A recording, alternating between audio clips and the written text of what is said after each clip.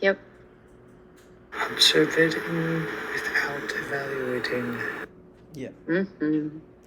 Yeah. I will start recording this call.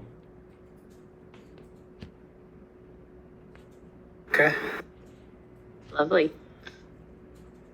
All right. Hey guys, I've got something I'm grabbing here. I got little images that I wanted to put in the chat for us.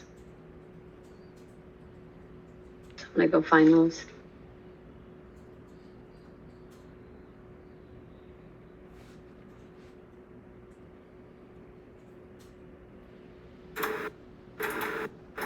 All right. So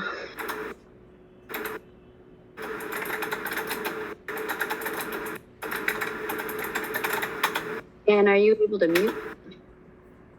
Oh. Sorry. That's all right. All right.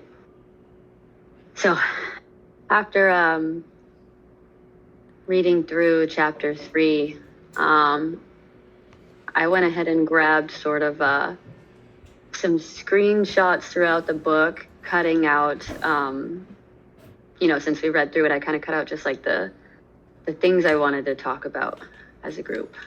I'm gonna start putting those here in the chat. Can everybody see the NVC chat that we have?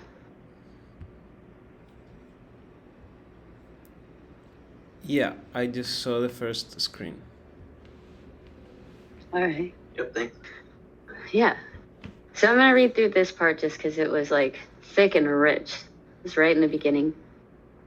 The first component of NVC entails the separation of observation from evaluation. We need to clearly observe what we are seeing, hearing, or touching that is affecting our sense of well-being without mixing in any evaluation. When we combine observation with evaluation, however, we decrease the likelihood that others will hear our intended message.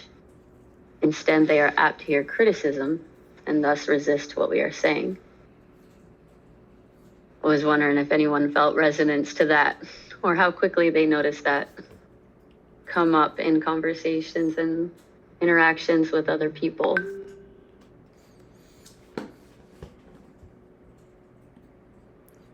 Yeah, I found this chapter really practical, because there are really small steps that you can use to improve your communication, and just not saying always and never, or telling someone that you are that, but a situation is happening that helps a lot on the way we communicate. And that, yeah, that when we evaluate, we probably won't receive the best response from our receiver. Mm-hmm.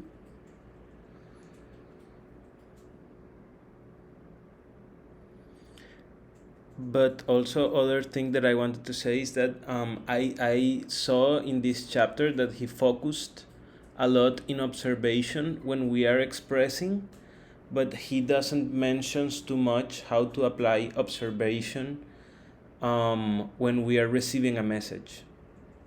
I think it's going to be like the same, but like the same process. But yeah, it would be good if he talked a little bit more on that, on how can we observe without evaluating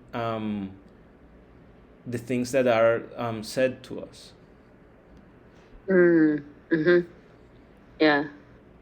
Yeah, I hear that. I feel like it would apply in both places. And I also think that it has a lot to do with whether or not people are actually doing like the internal work, the healing of their wounds from just maturing through this lifetime.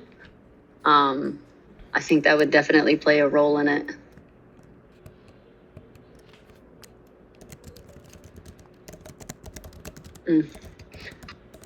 It goes on to say NVC is a processed language that discourages static generalizations.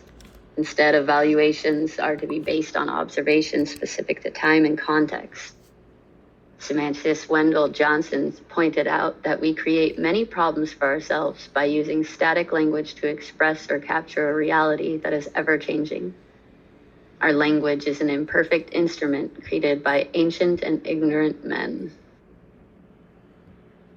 That last line really got me.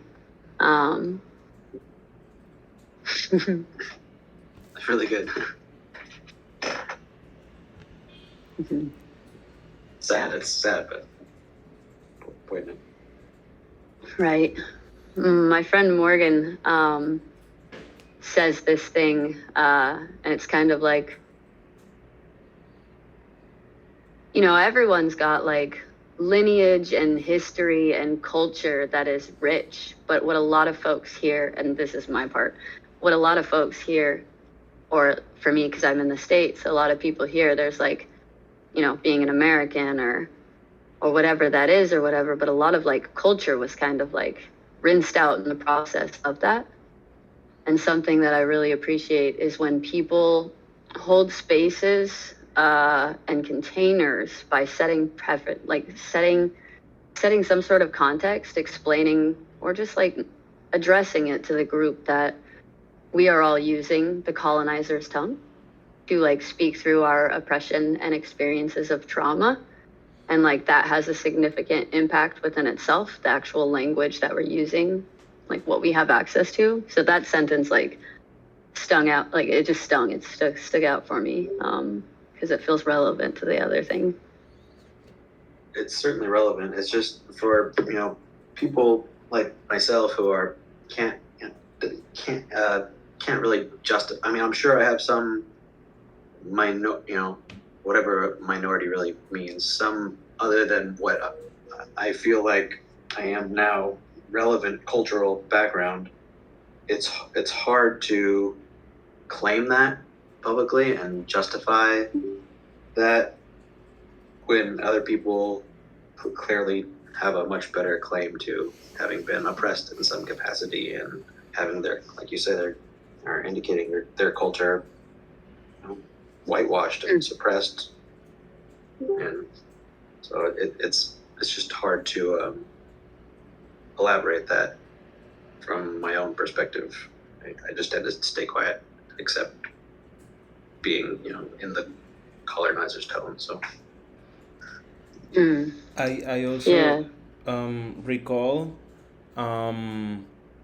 reading a book from Jean-Paul Sartre, where he said like the difference between dead men and men who are alive is the capacity of changing. Like when you're dead, you cannot change, but when you're alive, you can change all the time. And when people tell you like you're always like that they are telling you implicitly that you cannot change, and they are also somehow saying that like that you're dead because you don't have the capacity to change. And that's why it's so important to have a proactive language, not only like stating the fact that sometimes you repeat certain behavior, but also always giving an idea on how can you like improve. And yeah, not only saying what happened, but also always trying to give an idea to the other on how can he or she like change and improve.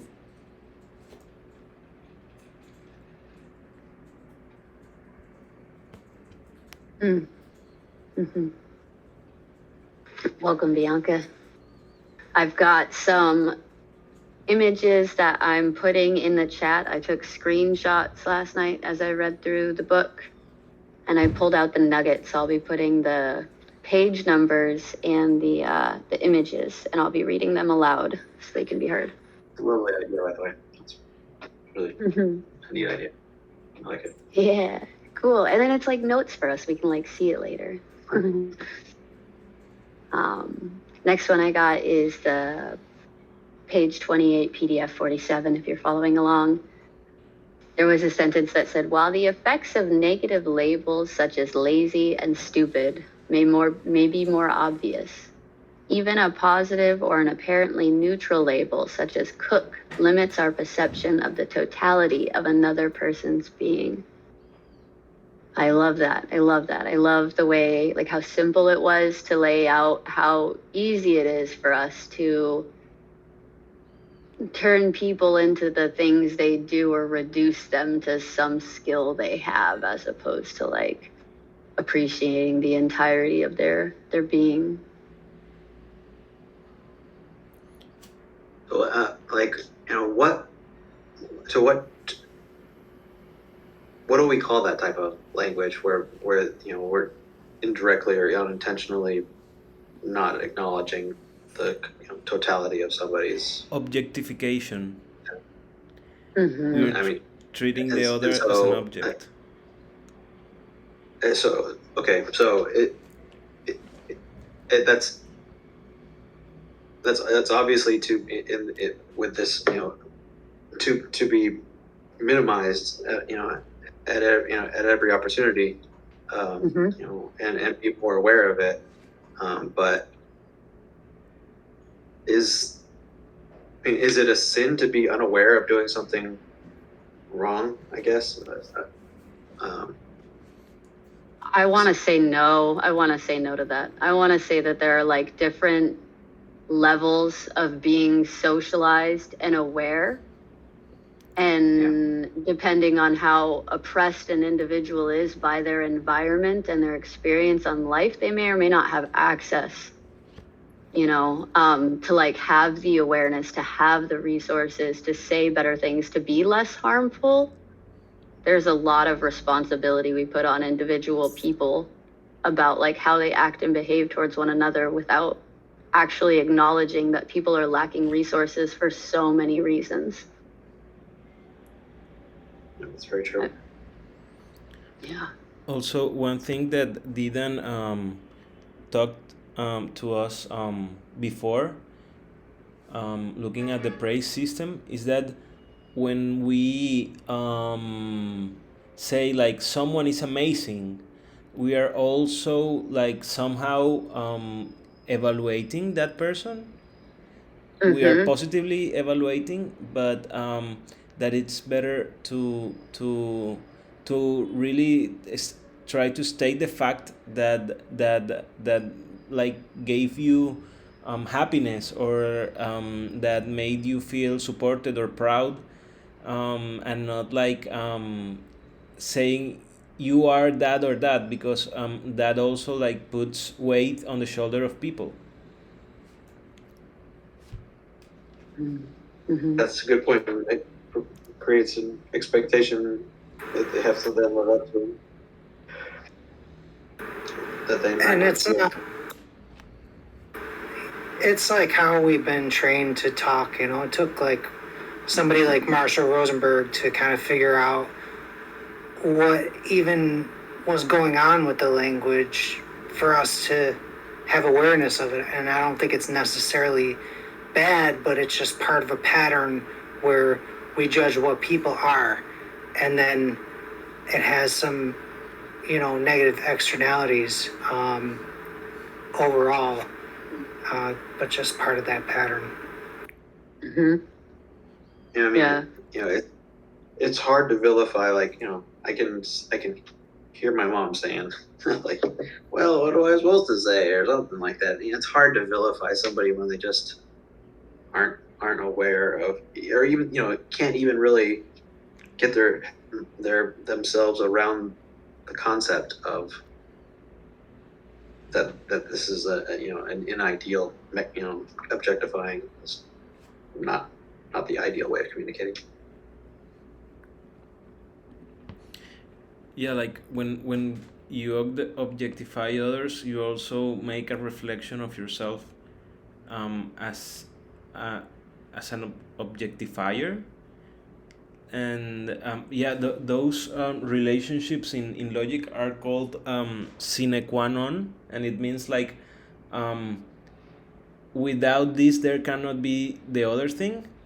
So like when you objectify, you immediately become an objectifier, and Right, and right, yeah. logically, but it's just hard to tell that to somebody who's of an older generation or just can't get themselves to be able to understand that as a direct logical combination.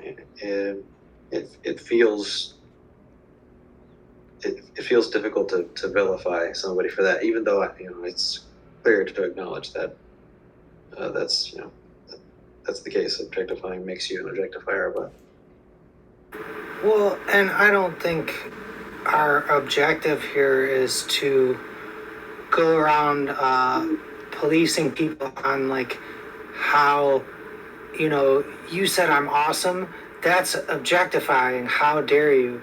Like that's that's not really the point either. But um, probably most useful as a lens to examine our own interaction with the world.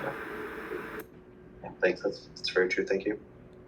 Right. And if we're doing those things, they're a pattern. So whether or not or a behavior, a practice. So whether or not we're doing it in like a positive way where it's like, you're amazing or like you're crap, people are going to get activated by your crap, but not the other. But in both places, you're like sharpening that tool. You're getting better at observing in that way. If you're exercising it in both places. Yeah. Just about being aware of improving. Mm-hmm.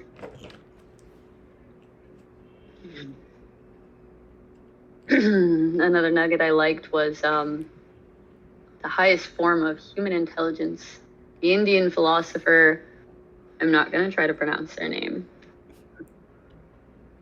once remarked that observing without evaluating is the highest form of human intelligence. When I first read this statement, the thought, what nonsense, shot through my mind before I could realize I had just made an evaluation. For most of us, it's difficult to make observations of people and their behavior that are free of judgment, criticism, or other forms of analysis. I wanted to add to that it's even harder to do those things when you're in connection with people. Like it's a lot easier to be grounded with a stranger or like listen and hear perhaps than it might be with someone who you love and like care about deeply, whose opinions or beliefs or values around you or something could be like impacted by your behavior, decisions, or something like that. It's just, yeah, the people who can get to us the most are sometimes the folks that we are the closest to. And I think at some degree, if you're not thinking about that, sometimes you let your guard down. You can like let your guard down around boundaries and all sorts of things. I just noticed a lot of folks are a lot more liable to not like enforce their own boundaries in connection. And I think it has to do with resource scarcity, wanting to keep those relationships alive at all costs because of how important they are.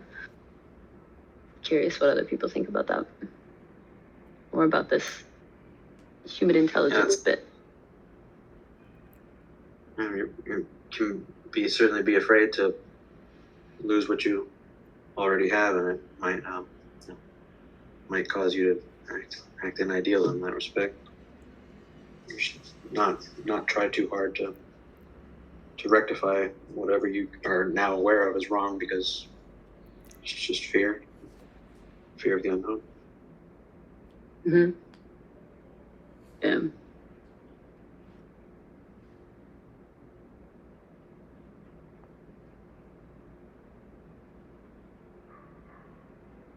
Pulled out the that chart distinguishing observations that was in the book. It was a table. I don't know how to explain this. I'm like, I'm like, how do I explain? Oh, we don't have anyone listening. I thought we had someone solely listening before. I was like, how do I explain this image to someone who's just listening? But if I'm not mistaken, those of us who are here can see. I was just looking at this chart right before you. Mm-hmm. Yeah, I'm curious what folks' thoughts are. Go ahead. what I see in all of them is that yeah, they reflect some kind of judgment, Mm-hmm. and yeah, it goes to the root of not being a judge when you see the other, but and trying to see him or her as an equal, not um like above, and not beyond, just like an equal.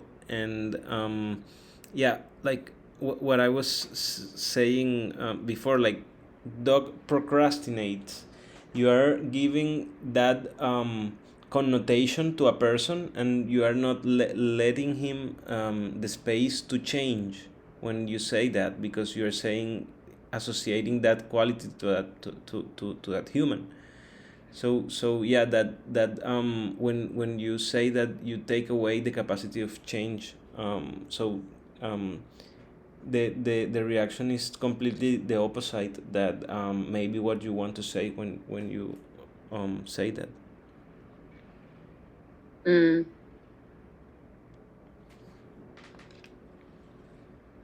I saw something, I think that was, I'm not going to say fun. I just enjoy this kind of stuff, dissecting it. But the middle column, I can see like the oppression in them. Like, you are too generous. Is that being spoken to a male or a female? And like, what does that imply? Doug procrastinates. I could see that as ableism. Like, these opinions that people have, some of them are based off of somebody's like abilities, and without a like knowledge of neuro differences, it's very easy to, I call it accidental ableism. It's the things you can say when you don't have like an awareness to like different body and brain types and the unrealistic standards and social norms, and then like holding those against people as realities when they're actually not. That's what I got out of the middle column. Thank you for sharing that. Yeah. Hi, Morgan. I've got some photos that I've been dropping in the chat, and I'm reading them aloud right now. I'm not reading the whole one. It's the distinguishing observations from evaluations that was in the book, but we're kind of going through these little snippets that I've pulled out and talking about them. I also want to comment on number 4. Like, if you don't eat balanced meals, your health will be impaired. Like, those are very changing things that sometimes we state as if there were like fixed, and yeah, like there are some frameworks that change every day, and like sometimes like we said, like we say like something is balanced one day, and then the day after we read in the news that that food is not good, and then we read that other type of meals are good. And we see that every time, like with eggs, at least in my country, you see like egg is good, and then you see like no, egg is bad. And those is when you refer to those frameworks, you are like and this is something that recalls me to one of the earlier chapters. You are referring to another institution to avoid responsibility on your comment. So yeah, you're avoiding responsibility of your own thoughts of what is to it balanced. Hmm. But now, I think I might need a little help with this one. I was a little confused by it when I was reading it. I just think it's the way my brain's trying to like make sense of it. But this was just like breaking down that little comparison chart that we saw. And he had said that the words always, never, ever, whenever, etc., express observations when used in the following ways. Whenever I've observed Jack on the phone, he has spoken for at least 30 minutes. I cannot recall you ever writing me. Oh, I get it now. I just got it in the moment. It was the second one. I didn't see the word recall or ever in the second one. And I was like, what is this trying to tell me? But I see it now.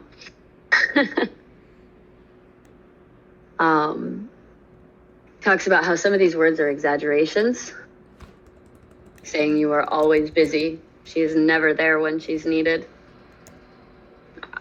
I also want to highlight how we can be accidentally sexist when we're not paying attention. Like, why are the examples of somebody doing something bad a woman?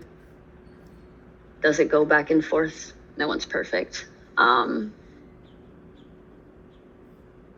yeah. I wonder what folks thought of this breakdown for the evaluations and the observations. This was the one little picture slide part that I was not holding very strongly myself. I think that what he's trying to say is that we can actually state facts without giving them the judgment. So it's like it's you can say that an example that a person repeated some behavior, if that happened, but it's important to be like precise and to also not give the judgment and the word those words like always and never that are words that are fixed and they not associate to the changing reality that we are as humans. Mm-hmm. So that second sentence, that I cannot call your ever writing me, would be better put, I cannot recall you writing me, like just as a statement, right? I think what he's getting at there is that first two examples are correct observation without evaluation, but usually when you use words like always, never, whenever, anytime, that's like a generalization, and you're kind of typecasting someone into this static judgment. So he kind of begins with, it is a little confusing, but he kind of begins with the exception of when those words are actually just clear statements without evaluation, but that usually they're judgment laden. Thank you. That seals it for me. That really rounds it out. Yeah. New language is wild. Learning new ways of speaking. It's all rewiring, isn't it? Neuroplasticity. Let's see. Thank you for sharing this this link, Juan. Yeah, it's a beautiful book that it's also a theater play that is called Closed Door with Closed Door. And yeah, it was a book that I read some years ago, and it's still like I recall it because yeah, within the play he covers these very like philosophical topics about objectification and the other. Mm. And yeah, he finally states that hell is other people. But that is a phrase that needs like a lot of context. I totally get it. Yeah, it is loaded though. Wow, thank you. I'm going to read out the summary here. The first component of NVC entails the separation of observation from evaluation. When we combine observation with evaluation, others are apt to hear criticism and resist what we are saying. NVC is a process of language that discourages static generalizations. Instead, observations are to be made specific to time and context. An example being, Hank Smith has not scored a goal in 20 games, rather than Hank Smith is a poor soccer player. It's so judgy. I'm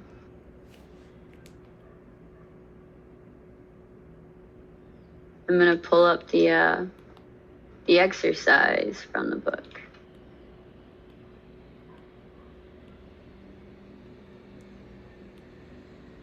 So we had an opportunity to notice observations or evaluations as we read through the book.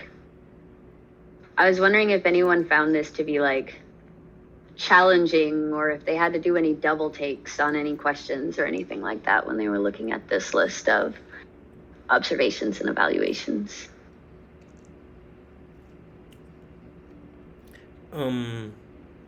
For me, number 8 was a little bit confusing because my son often doesn't brush his teeth. Yeah, I thought it wasn't an evaluation, but in fact, when I was reading the answers, he said it was. Yeah, the word often. Yeah. And I guess a good way to like notice when you're doing that, I guess, is if the time that you're speaking to is outside of the moment. Like if you're quoting to anything and it's not like in that very moment, then you could be breaking the rules of NVC communication.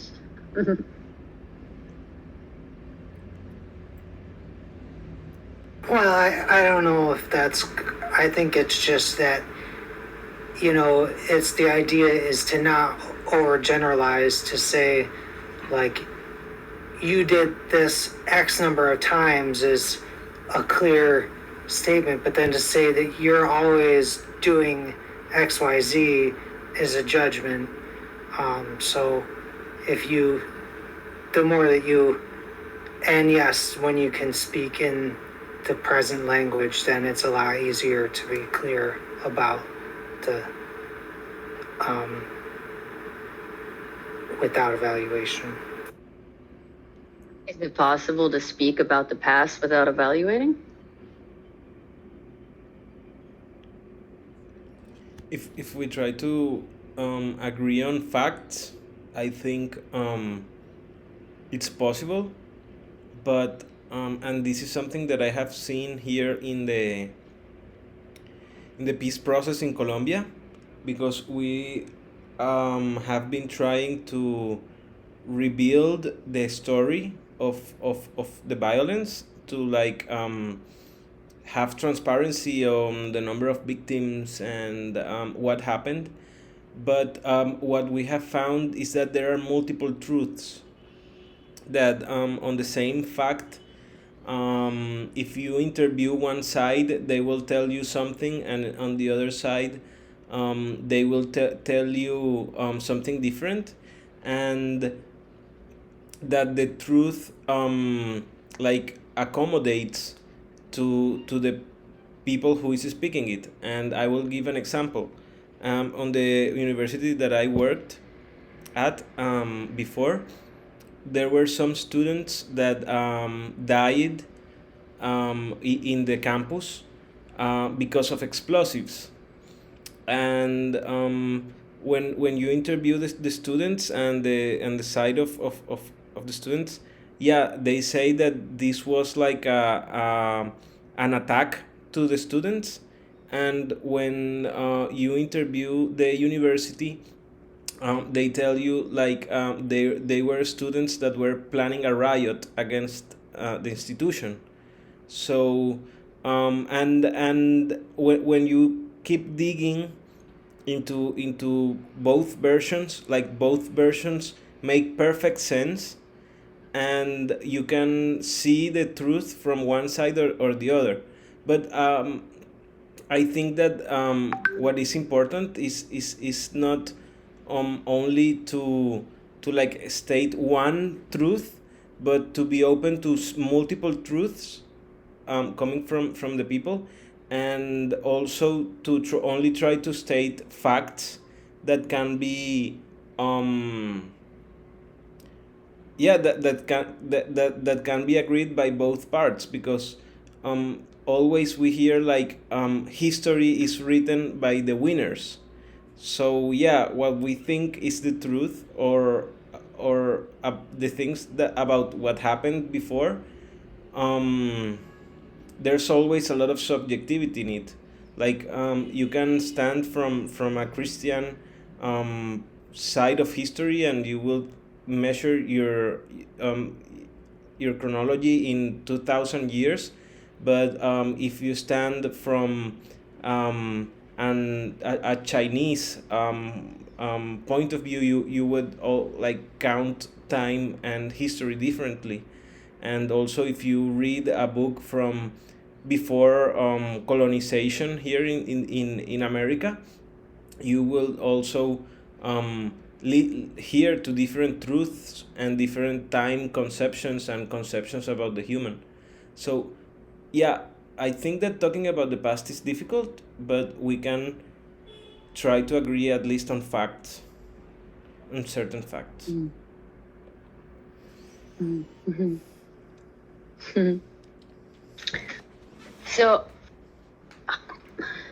that's the end of that chapter. It wasn't a very long one. I had an idea, but I'm not entirely sure. Like, I just kind of thought of it, and I'm not sure how good of an idea it is, but I was curious what it would be like to look at praise, the praise channel, and see if we can find where, and Juan, I want your feedback on if this is like a crap idea, but I was curious if we could look to see if we could find places where there's observations with and without evaluations, but I also just want to like be mindful of us looking at our peers in that way. Like, yeah. Yeah, Didan did that some month ago. So yeah, Okay. you can see the work that he did at that moment, because he like actually did exactly that. He took some praises and made us look at them through the NVC lens, and it's not to criticize the way we're praising, but to praise better. He said like train our praise muscles, and I have been trying to be more conscious about that when giving praise. And yeah, now, yeah, I think we can give better praise, and we can for sure continue teaching the community to deliver praise through nonviolent communication, so that the praises are not like for always being amazing, but for being punctually on the action, or the collaboration that made you yeah, that impacted you, and that also helps to facilitate the quantification of praise. Now that we are talking about improving the praise and the reward mechanism. I think I have that exercise, and I will share it to you. I will paste it in the chat. That's great. Thank you, Dan.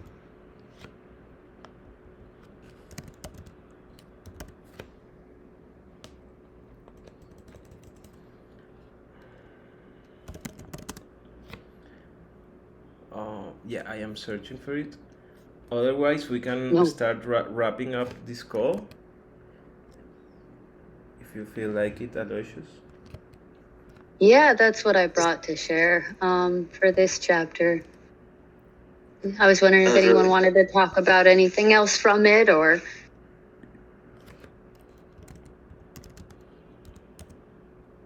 that you know it's a good idea to like you were saying, to look back at the praise, but it's just the same thing I was talking about, like with my mom. You know, like they're our family and our peers, and yeah, the idea is to always do it better, clearly, right? But it's a difficult thing to fine line to walk to, you know, somewhat vilify people that have no intention of doing anything harmful in the first place. Mhm. I found it and I pasted it in the chat channel. It was Oh, a great solid. exercise. I think we can repeat it in some time. And it says like praise role play worksheets, and it has like a hack MD. I thought this exercise was really good, and then you like choose one of these options, and you get to analyze some of the praise that was given. Whoa.